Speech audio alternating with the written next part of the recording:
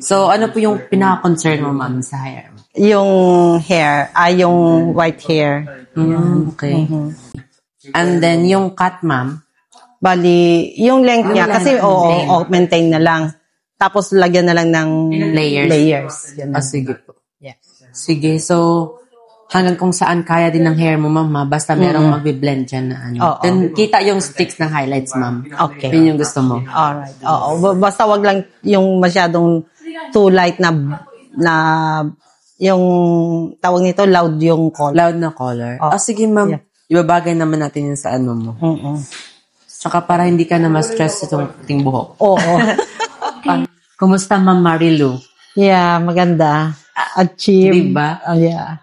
Yung length as it is lang, ma'am, no? Tapos nilagyan natin ng layers. Yeah. Tapos, yan. Pakita natin dito, madam, sa side. O, diba? Magbe-blend na yung mga white hair dyan. Yan talaga gusto ni ma'am eh. So, pag tumubo na yun, ma'am, ayan o. Blended na yun sa ano. Sa color. Oo. Yeah. Ma'am, happy ka naman eh. Super happy. Talaga, ano lang siya ba, ma? Siyempre, ng aming fora. Okay, yeah.